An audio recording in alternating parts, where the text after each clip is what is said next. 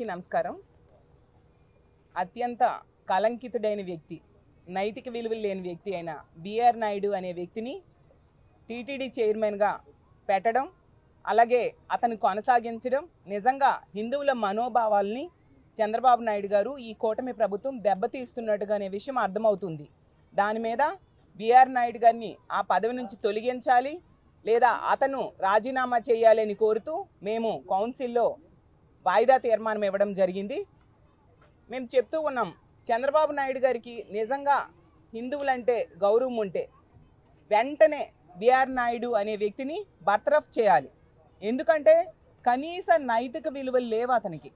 ఎంత దారుణం అంటే, ఒక మహిళ అతని గురించి 2019లో లేఖ రాస్తే చంద్రబాబు నాయుడు గారు ముఖ్యమంత్రి అయ్యాక ఇతనికి టీటీడీ చైర్మన్ ఇచ్చారు అంటే ఒక మహిళ రాసిన లేఖను కూడా కన్సిడర్ చేయకుండా ఇలాంటి వ్యక్తికి చంద్రబాబు నాయుడు గారు టీటీడీ చైర్మన్ ఇచ్చారంటే ఎంత దారుణమో అర్థం చేసుకోవచ్చు.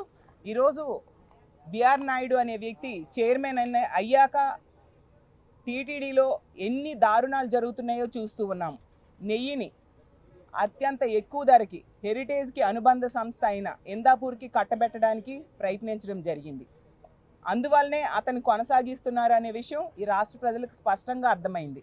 అతను ప్రెస్ మీట్లో ఎంత నీచంగా దిగజారిపోయి మాట్లాడుతూ ఉన్నారు, భగవద్గీత గురించి అందులో ఏమీ లేదు అంటూ. భగవద్గీత అంటే కూడా గౌరవం లేని వ్యక్తి టీటీడీ చైర్మన్గా కొనసాగే అర్హత ఉందా అని నేను అడుగుతున్నా. భగవద్గీత అసలు కోర్టులో కూడా భగవద్గీత మీద ప్రమాణం చేయించి నిజం చెప్తాము అని చెప్పడం జరుగుతూ ఉంది. అలాగే చట్టసభలకు వెళ్ళే వ్యక్తులు కూడా దాని మీద ప్రమాణం చేసి తమ పదవి బాధ్యతలు స్వీకరిస్తూ ఉంటారు. అలాంటి భగవద్గీత గురించి అంత నీచంగా మాట్లాడిన వ్యక్తి ఆ దేవదేవుడైన తిరుమలలో టీటీడీ చైర్మన్గా ఉన్నారంటే ఈ ప్రభుత్వం ఎంతగా దిగజారిపోయిందో అర్థం చేసుకోవచ్చు. అతను అంటారు, ఈ పదవి అతనికేమో పెద్ద ఇంపార్టెంట్ కాదు, నాకు వ్యాపారాలు ఉన్నాయి, నాకు ఇక్కడ కూర్చోవలసిన అవసరం లేదు అని. ఎవరతను కూర్చోమన్నారు? అంతగా వ్యాపారాలు ముఖ్యము అనుకుంటే అక్కడికే వెళ్ళి చేసుకోవచ్చు కదా రాజీనామా చేసి. ఈరోజు బిఆర్ నాయుడు అనే వ్యక్తి చైర్మన్ అయ్యాక అసలు ఎన్ని అపచారాలు తిరుమలలో జరిగాయో మనం చూసుకుంటే, తిరుపతి లడ్డూకే అప్రతిష్ట తీసుకొచ్చారు. కోట్లాది మంది హిందూ భక్తుల మనోభావాల్ని ఈరోజు దెబ్బతీయడం జరిగింది. అలాగే సుప్రీంకోర్టు చేవాట్లేసింది.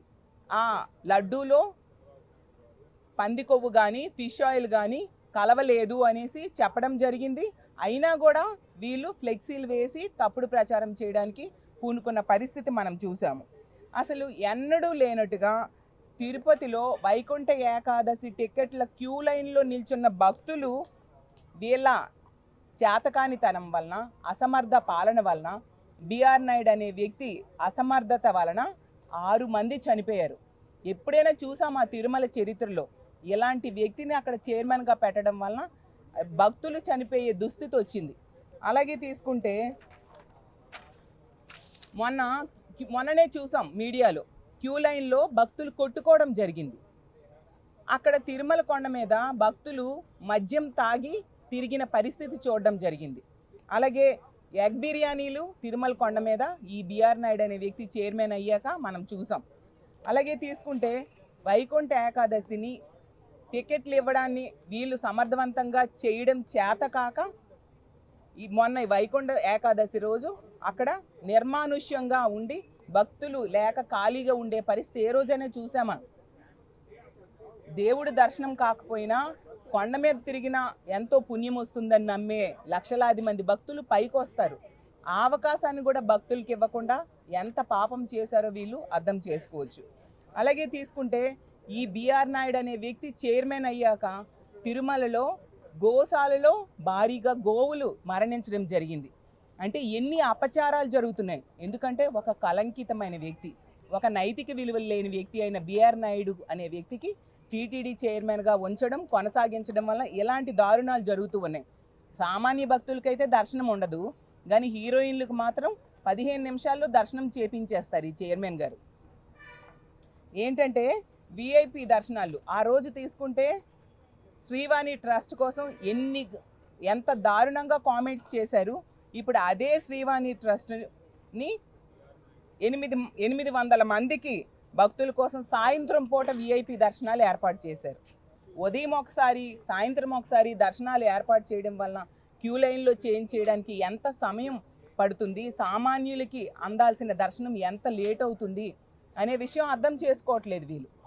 అంటే ఎంతసేపు కూడా వీళ్ళు ఎదుటి పార్టీ అయిన వైఎస్ఆర్ కాంగ్రెస్ పార్టీ మీద ఆరోపణలు చేయడానికి వీళ్ళు దృష్టి పెడుతూ ఉంటారు తప్ప వీళ్ళకి నైతిక విలువ లేవు అనే విషయం స్పష్టంగా అర్థమవుతుంది. అలాగే బిఆర్ నాయుడు గారు జగనన్న మీద ట్వీట్ చేస్తున్నారు, భారతం మీద ట్వీట్ చేస్తున్నారు. మీకు అర్హత మీకు ఉందా బిఆర్ నాయుడు గారు అని నేను అడుగుతూ ఉన్నాను. ఎంత దారుణం అంటే కనీసం 2024 ముందు మీరు ఒక్కసారైనా తిరుమల దర్శనానికి వెళ్ళారా? అదే మా జగనన్న తీసుకుంటే 2019 ఎన్నికల ముందు పాదయాత్ర చేసే ముందు తిరుమల వెళ్ళి వెంకటేశ్వర స్వామి దర్శనం చేసుకోవడమే కాకుండా పాదయాత్ర ముగించాక కూడా వెళ్ళి మెట్ల మార్గంలో వెళ్ళి ఆ స్వామివారిని దర్శనం చేసుకున్నారు. ఆ స్వామివారి ఆశీర్వాదం మా జగనన్న మీద ఉంది కాబట్టే ముఖ్యమంత్రిగా భారీ మెజారిటీతో గెలిచి ఈ రాష్ట్రానికి ఒక మంచి సుపరిపాలన అందించిన పరిస్థితి ఈ రాష్ట్రంలో మనం చూసాము. అసలు హిందూ ధర్మం గురించి వీళ్ళు లెక్చర్లు ఇస్తూ ఉండే పరిస్థితి మనం చూస్తూ ఉన్నాము. అసలు హిందూ ధర్మం గురించి మాట్లాడే అర్హత చంద్రబాబు నాయుడు గారికి కానీ, పవన్ కళ్యాణ్ గారికి కానీ, ఈ బిఆర్ నాయుడు గారికి కానీ ఏమాత్రం లేవు అని తెలియజేస్తూ ఉన్నాను. అసలు ట్వీట్లు చేస్తూ ఉన్నారు. అసలు ఆ పదవిలో కొనసాగే అర్హతే మీకు లేదు. మా జగనన్న కోసం మాట్లాడే అర్హత ఏమాత్రం లేదు. ఎందుకంటే హిందూ ధర్మం కోసం పాటుపడింది ఎవరైనా ఉన్నారంటే అది ముఖ్యంగా మా ముఖ్యమంత్రిగా పనిచేసిన జగన్మోహన్ రెడ్డి గారు. ఎందుకంటే ఆ రోజు చంద్రబాబు నాయుడు గారు ముఖ్యమంత్రిగా ఉండేటప్పుడు 30 పైగా ఆలయాలు విజయవాడలో కూలగొట్టేస్తే జగనన్న ముఖ్యమంత్రి అయ్యాక వాటి నిర్మాణం చేపట్టడం జరిగింది. అలాగే చంద్రబాబు నాయుడు గారు ముఖ్యమంత్రిగా ఉండేటప్పుడు 1000 కాల మండపాన్ని కూలగొట్టేయడం జరిగింది. ఈ విధంగా టెంపుల్ డెమాలిషన్ పార్టీగా టీడీపీ నిలిస్తే జగనన్న ముఖ్యమంత్రి అయ్యాక హిందూ ధర్మ పరిరక్షణ కోసం ఎన్నో సంస్కరణలు తీసుకురావడం జరిగింది. ఇదే విజయవాడలో జగనన్న ముఖ్యమంత్రిగా ఉండేటప్పుడు రాజశ్యామల యాగం కూడా చేసిన పరిస్థితి ఈ రాష్ట్ర ప్రజలు ఎవరూ కూడా మర్చిపోలేదు. అలాగే ఈ విజయవాడ కనకదుర్గ టెంపుల్ డెవలప్మెంట్ కోసం 70 కోట్లు మంజూరు చేయడం జరిగింది. అలాగే ఎన్నో హిందూ దేవాలయాల్ని జగనన్న ముఖ్యమంత్రిగా ఉండేటప్పుడు నిర్మించడం జరిగింది. అలాగే పాత దేవాలయాలకి రిపేర్స్ చేయించి పునర్నిర్మాణం చేసిన పరిస్థితి కూడా మనం చూసాము. అంతగా హిందుత్వం తాలూకా పరిరక్షణ కోసం పాటుపడిన వ్యక్తి జగనన్న. అలాగే హిందువుల మనోభావాలను దెబ్బతీసిన వ్యక్తి చంద్రబాబు నాయుడు గారు అని తెలియజేస్తూ ఉన్నాను. సనాతన ధర్మం అంటూ ఎన్నో లెక్చర్లు ఇస్తూ ఉంటారు కదా పవన్ కళ్యాణ్ గారు. లడ్డూ విషయంలో అయితే తిరుమల దుర్గగుడి మెట్లు కడిగారు. మరి ఇప్పుడు లడ్డూ విషయంలో తీసుకుంటే మీరు చెప్పింది తప్పు అని సాక్షాత్తు సుప్రీంకోర్టు వేసిన సిబిఐ రిపోర్టే చెప్పడం జరిగింది. అలాగే తీసుకుంటే ఒక కలంకితుడైన వ్యక్తి టీటీడీ చైర్మన్గా ఈరోజు కొనసాగుతూ ఉన్నారు. అతను మాట్లాడే మాటలు బట్టి అతనికి హిందువులంటే ఎంత చులకన భావం అనే విషయం ఈ రాష్ట్ర ప్రజలందరికీ అర్థమైంది. మరి సనాతన ధర్మాన్ని పరిరక్షిస్తాను అని చెప్పిన పవన్ కళ్యాణ్ గారు ఇప్పుడు ఏ మెట్లు కడగరా? అలాంటి కలంకితుడైన వ్యక్తి టీటీడీ చైర్మన్గా ఉన్నందుకు ఇప్పుడు తిరుపతి మెట్లన్నీ కూడా మీరు కడగాలి కదా. తిరుమల వెళ్ళే మెట్లన్నీ కూడా మీరు కడగాల్సిన అవసరం ఉందా లేదా? అలాగే నిజంగా మీరు సనాతన ధర్మాన్ని పరిరక్షించే వ్యక్తి అయితే ఈ బిఆర్ నాయుడిని వెంటనే బర్తరఫ్ చేయమని చంద్రబాబు నాయుడు గారికి చెప్పి బర్తరఫ్ చేయించండి.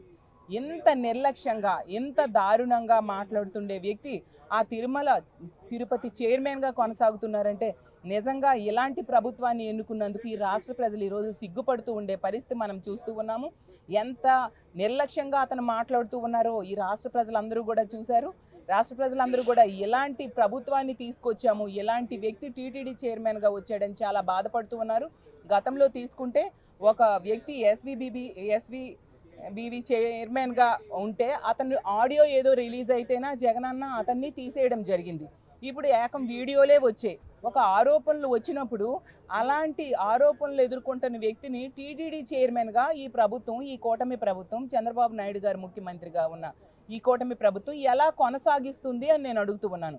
కాబట్టి ఎప్పటికైనా ఆ బిఆర్ నాయుడు లాంటి కలంకితుడైన వ్యక్తి, అలాగే విలువలు లేని వ్యక్తి ఆ టీటీడీ చైర్మన్ పదవికి అర్హత లేదు, అతను అర్హుడు కాదు, వెంటనే అతన్ని బర్తరఫ్ చేయాలి, అతను రాజీనామా చేయాల్సిందిగా మా వైఎస్ఆర్ కాంగ్రెస్ పార్టీ తరఫున డిమాండ్ చేస్తూ ఉన్నాను.